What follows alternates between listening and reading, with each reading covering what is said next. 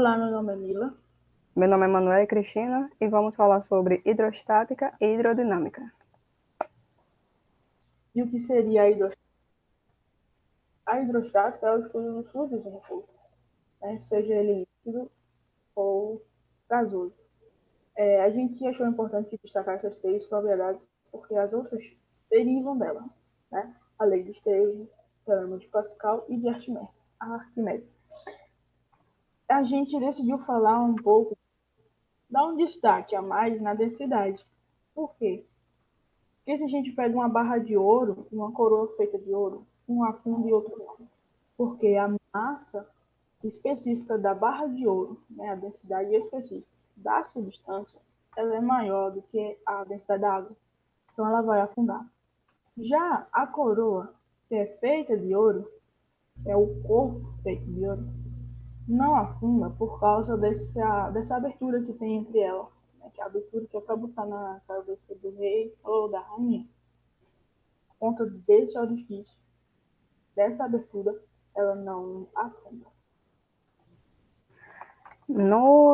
Na área da gente, que é a área da pesca, nós temos o exemplo do barco, que pode também ser relacionado com a âncora.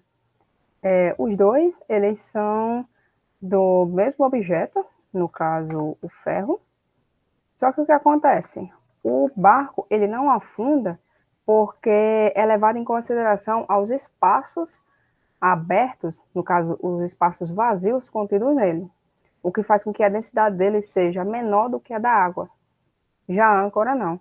A âncora é totalmente revestida, isso faz com que a sua densidade seja elevada, seja mais elevada do que a do barco, é tanto que ela é utilizada para quando o barco ele quiser parar. Aí ela é solta no mar, ela acaba afundando e o barco fica ali, até ele querer retomar a sua viagem e a âncora ser levantada novamente. Temos também o exemplo dos peixes, que os peixes, dentro deles, tem uma bexiga natatória. Essa bexiga natatória faz com que o peixe ele fique flutuando, tem um equilíbrio na água. Já o tubarão não tem essa bexiga natatória. O que ele tem, o que ele usa para flutuar é o líquido contido no fígado dele. Só que para ele flutuar, não basta apenas o líquido, ele também tem que estar em constante movimento, porque o peso dele é maior. Então, se ele parar, a partir do momento que ele para, ele vai afundando, até tocar no chão. A hidrodinâmica. O que seria a hidrodinâmica? A hidrodinâmica é um ramo da física que estuda a dinâmica dos fluidos líquidos e o movimento. No caso, ele analisa especificamente as maneiras pelas quais as forças diferentes elas atuam no movimento do líquido utilizado, como a velocidade e a aceleração. Aí as propriedades que nós vemos dentro da hidrodinâmica é a vazão, a equação da continuidade e a equação de Bernoulli. A vazão, ela é o volume da água que escoa de um determinado intervalo de tempo. A de continuidade, ela é relacionada à velocidade do escoamento de um fluido na área disponível, que a gente pode ver também a equação da continuidade no exemplo da mangueira. E a equação de Bernoulli, ela é como a velocidade de um fluido está relacionada à pressão. Então, quanto maior a velocidade, quanto maior a pressão, menor a velocidade, e vice-versa. E quais exemplos que a gente teria na área da engenharia de pesca? Bem, quando se tem um viveiro escavado, né, na piscicultura ou na carcinocultura, esse viveiro ele é feito no formato de trapézio. Né? Por quê? Porque a base do trapézio, como a gente pode ver aqui, costuma ser larga. Né? A gente optou por esse formato porque a pressão que a água vai exercer no fundo será bem maior do que em cima. Por isso que a base do viveiro tem que ser bastante compacta e larga. Né? E também a vazão é um termo muito utilizado na pesca também.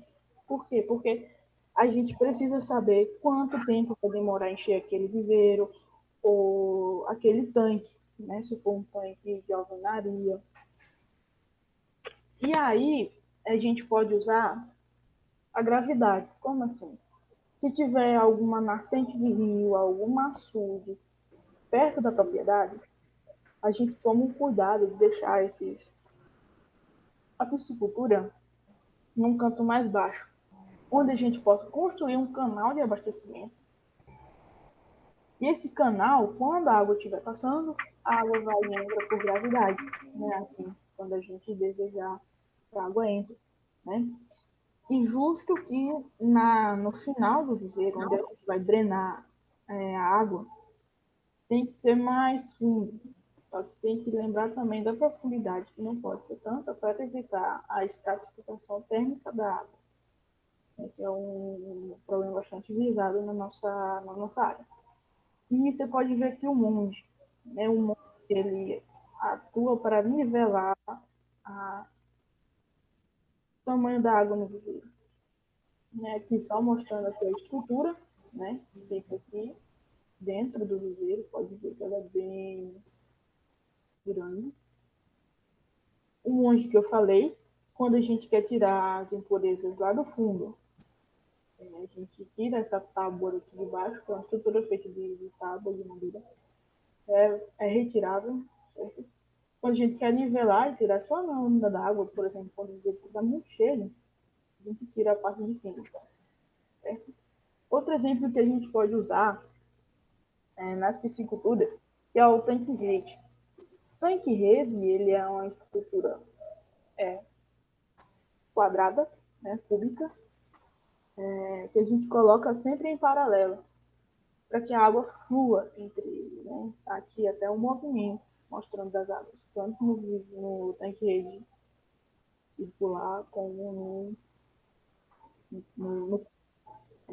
A água passa, leva todas as impurezas, renova o oxigênio para os peixes. Quando a gente tem uma criação muito grande de tanque, é muito importante a gente fazer um cálculo de distância entre eles, como a gente pode ver aqui.